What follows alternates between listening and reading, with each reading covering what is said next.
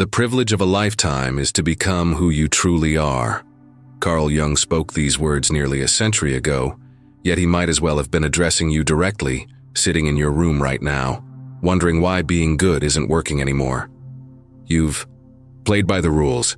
You've been respectful, considerate, emotionally available.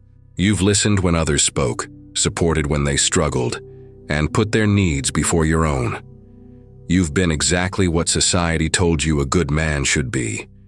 And yet, here you are, watching others command respect effortlessly, while you're taken for granted, seeing confidence rewarded while your kindness is dismissed as weakness. This isn't just your personal struggle.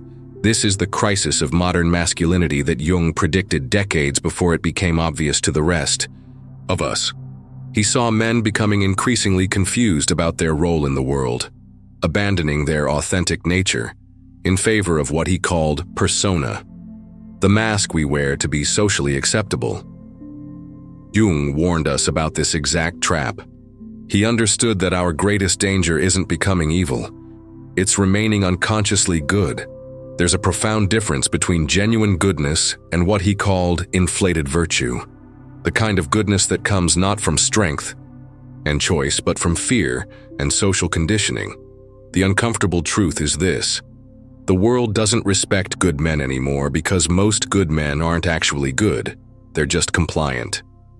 They've confused being nice with being virtuous, being agreeable with being valuable. They've built their entire identity around being the opposite of what they fear becoming, never stopping to ask who they actually are beneath all that performative niceness. Consider this. When was the last time you said no to something you didn't want to do? When did you last express anger appropriately instead of swallowing it? When did you stand your ground on something important rather than deferring? To keep the peace? If you're struggling to answer these questions, you're living proof of Jung's observation that modern men have become strangers to half of their own psychology.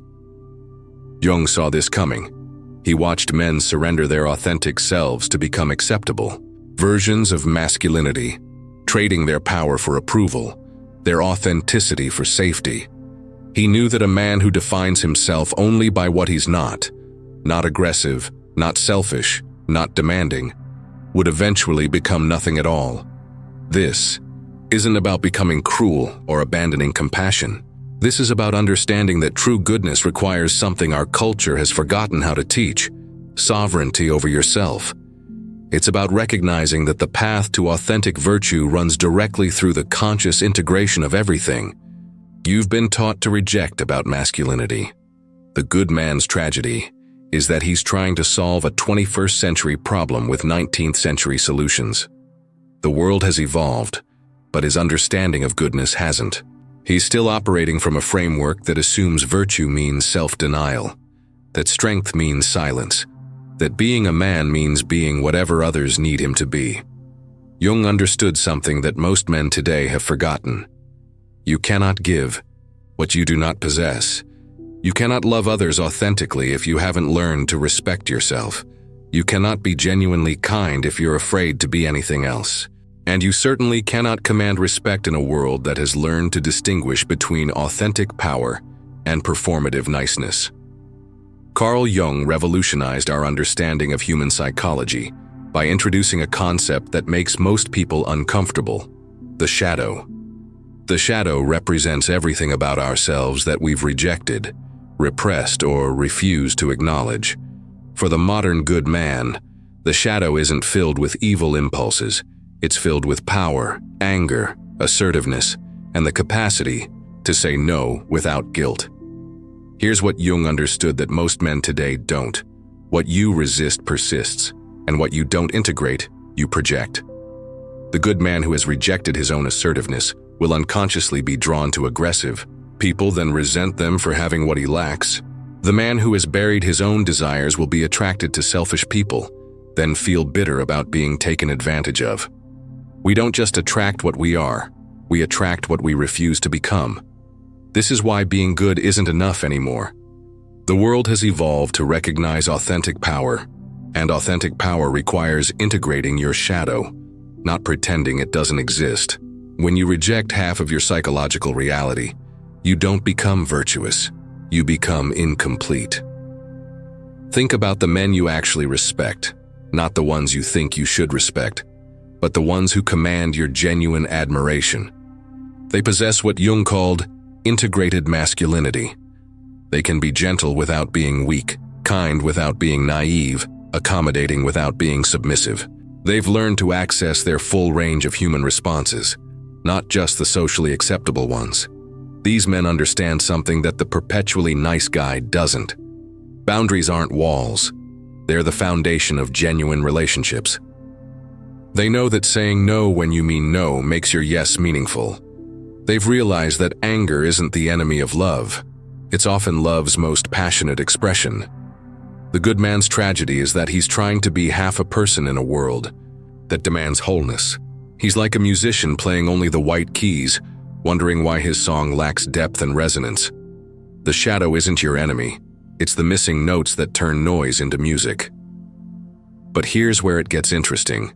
Jung discovered that the shadow contains not just our rejected negative qualities, but also our rejected positive ones.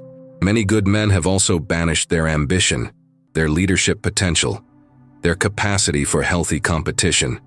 They've been so afraid of being too much that they've become too little.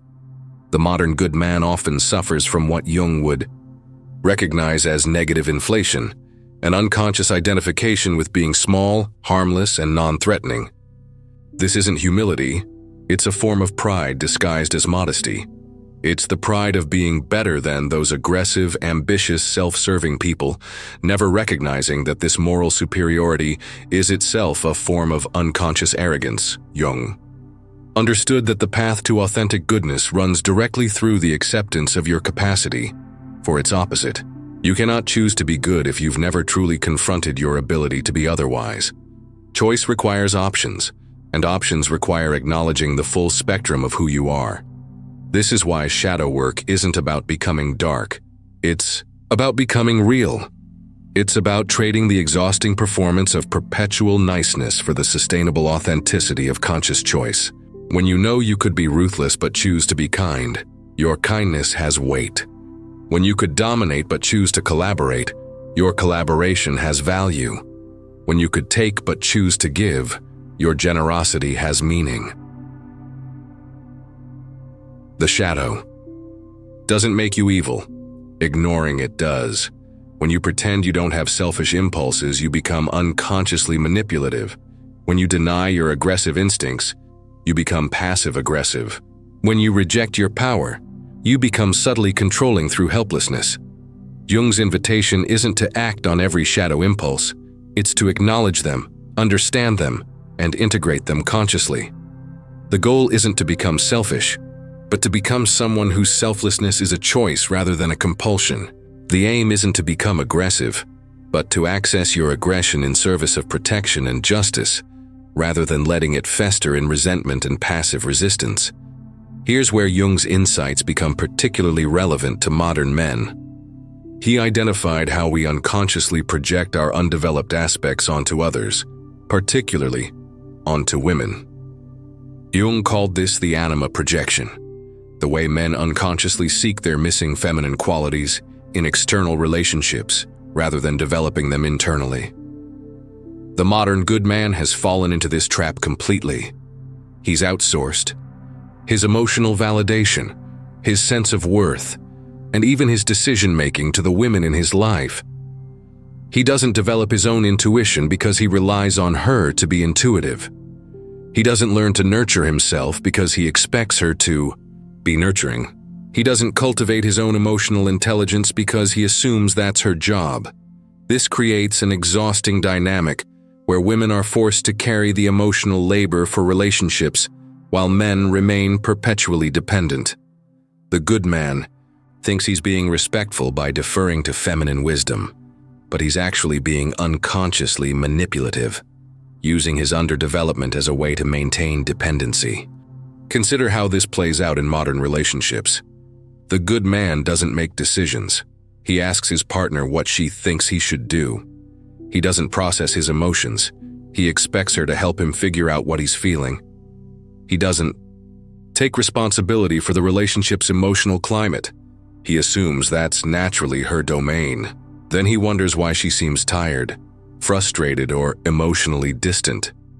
Jung warned that this projection makes genuine intimacy impossible. When you're relating to your projections, rather than to the actual person in front of you, you're living in a fantasy. The woman becomes a mother figure, a therapist, an oracle, everything except an equal partner with her own needs, desires, and limitations. This is particularly insidious because it masquerades as respect for women. The good man believes he's honoring feminine wisdom by constantly deferring to it, never recognizing that he's actually making women responsible for his own psychological development. He's confused dependence with appreciation, projection with reverence. The cruel irony is that this behavior, motivated by the desire to honor women, actually dishonors them completely. It reduces them to functions rather than treating them as complete human beings. The good man's excessive deference isn't respect, it's unconscious control disguised as submission. He's saying, in effect, I'll make you responsible for my emotional well-being, and then I'll be grateful to you for it. This dynamic creates what Jung would recognize as a mother-son relationship rather than a partnership between equals. The woman becomes responsible for the man's emotional regulation, decision-making, and even his sense of identity. Meanwhile, the man gets to remain in a state of psychological adolescence, while feeling virtuous about his respect for women. But there's another layer to this projection that Jung understood. The good man isn't just seeking his anima in women, he's also projecting his disowned masculine qualities onto other men. He looks at confident, assertive men and sees them as everything he's not allowed to be.